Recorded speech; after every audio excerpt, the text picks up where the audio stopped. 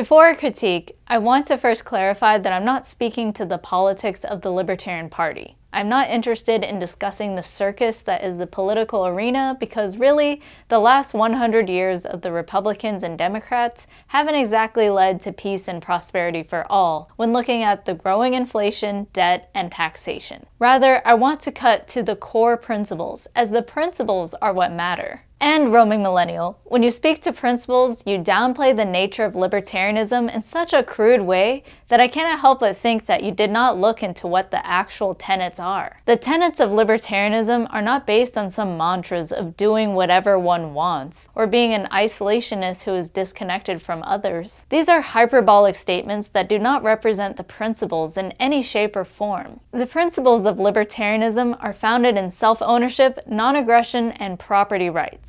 Those concepts are precisely the ethical underpinnings that are crucial to maintain peace through consent in all human interactions. Without a consent-based ethics foundation, you can rationalize all kinds of violence, theft, and genocide in the name of a utilitarian greater good. And fittingly enough, when you downplay libertarians as just wanting to smoke weed, you ignore the very evils that have been perpetrated by government in the name of the greater good. The war on drugs is a quintessential example of how ignoring the importance of property rights in one area leads to massive harms against others. The war on drugs is actually the exact reason the government has been legitimized to further regulate the economy and guns. In Gonzales v. Reich, the U.S. Supreme Court used the Commerce Clause to suggest it could regulate the use of homegrown cannabis. So you want to talk about business regulations? How about how the government gave itself the invasive ability to regulate business conducted in one's home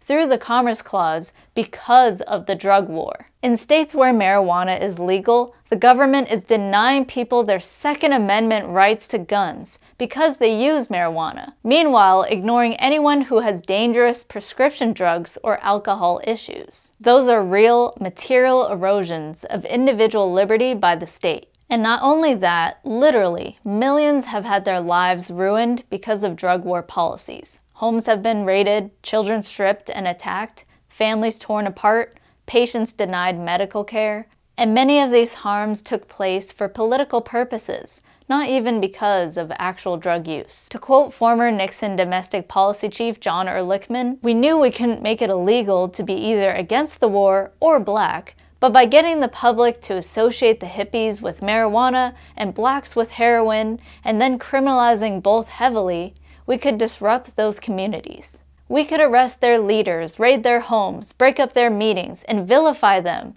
night after night on the evening news. Did we know we were lying about the drugs? Of course we did." So when you downplay the nature of rights as to drug use, you actually ignore how government uses policy in one area to deny rights in another. By ignoring government's regulations in one area, you have ignored the cause of what has created the bloated government you now speak against. Without consistent principles and a meaningful historical analysis about how government manipulates people to give up their freedoms, you will never make any meaningful change, as people will continue to make exceptions and grow the state. If you want economic freedom and gun rights, you must be aware how government strategically gets unprincipled people to conveniently compromise. Republican or Democrat, government grows and liberty dies because of a lack of non-aggression virtue. If you want material change, you need principles. Libertarian principles. No compromises. And these principles are something that have an impact on those around.